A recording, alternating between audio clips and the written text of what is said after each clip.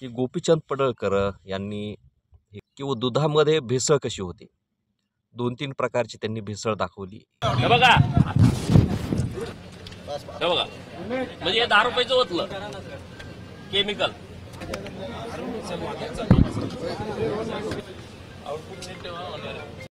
हो का, हा एक प्रकार झाला. आणखी हा एक प्रकार झाला.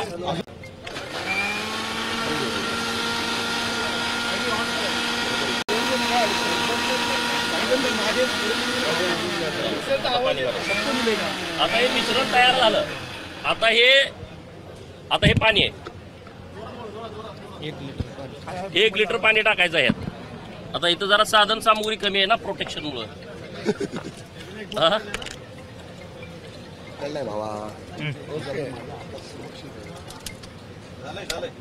नाही आणि होतंय 1 लिटर. आणि ह्याचं सगळं ही केमिकल मिळतं इस्लामपुरात. हो, इस्लामपूर. हा नाही मला म्हणायचं नाही तिथनं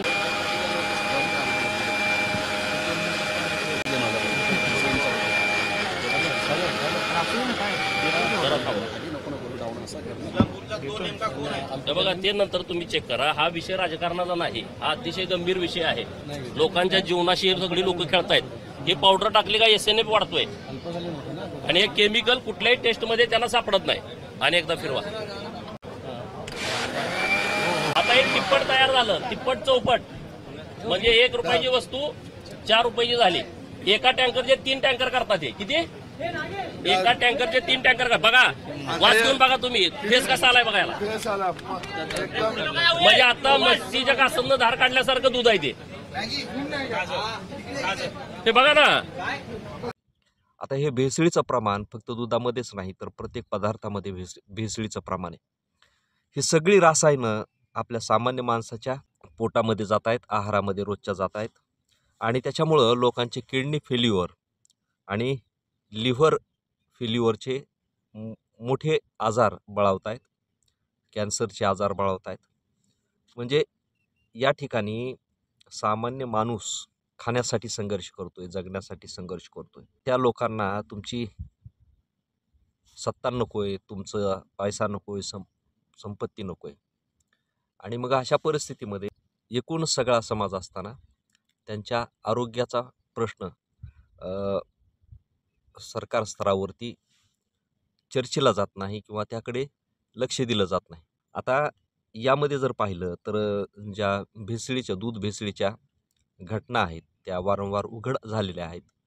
आणि हे टँकर दूध पॅकिंगद्वारे शहरामध्ये जातं, हॉटेल्समध्ये जातं, चहा पाण्याच्या माध्यमातून ते आपल्या पोटामध्ये जातं. आता हे बनावट सगळं बनवण्यासाठी जे काही केमिकल्स लागतात ते कुठल्या तरी कंपनीमध्ये ते तयार होतच असतील ना. मग आता तुम्ही बनावट केलेलं दूध पकडता त्यावेळेस तुम्ही ते केमिकल का पकडत नाहीत? ज्या कंपनीतून ते केमिकल्स तयार होतात, त्या बॉटल्स तयार होतात, त्या कंपन्याच बंद करा ना. म्हणजे भेसळीचं दूध तयार होणारच नाही आणि लोकांच्या आरोग्यासाठी धोकाही निर्माण होणार नाही. परंतु सरकार जिथं उगम आहे ते उगम शोधत नाही. जिथं त्याचा शेवट आहे त्या शेवटाची सुरुवात हे सरकार करतं आणि काहीतरी केल्याचं आपल्याला दाखवून देतं. प्रत्यक्षामध्ये हे मुंगीचे वारुळं नष्ट केल्यानं जगातल्या मुंग्या संपणार नाहीत. तशा पद्धतीचं हे सरकार आहे. एक वारूळ नष्ट करून तुम्ही काय साध्य करणार आहेत? म्हणून एकंदर जर पाहिलं तर लोकांच्या हिताचा विचार यांच्या कधी मनी ध्यानी नाही. हे जे काही चालू आहे ते सगळं देखावा आहे, दाखवण्यासाठी सगळं चालू आहे.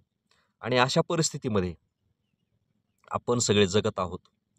आता यातून बोध काय घ्यायचा हे सगळ्यात महत्त्वाचं आहे. यामध्ये जे सरकार, जी सत्ता आपल्या सामान्यांची नाही, तिला आपलं म्हणण्यात काही अर्थ नाही.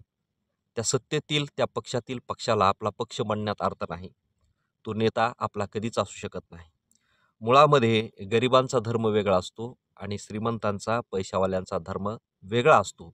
आणि त्यातली त्यात लुटारूंचा धर्म, भ्रष्टाचाऱ्यांचा धर्म आणि आपला धर्म एक कसा काय असू शकेल?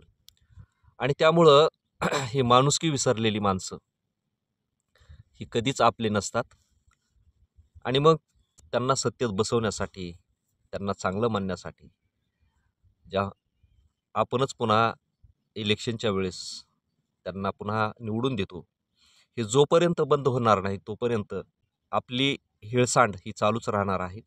आपले प्रश्न कुणीही लक्षात घेणार नाही. प्रश्न हे प्रश्नच राहतील आणि पिढ्यानपिढ्या आपल्या संघर्षामध्ये जातील, मातीत जातील. एवढं मात्र नक्की. धन्यवाद.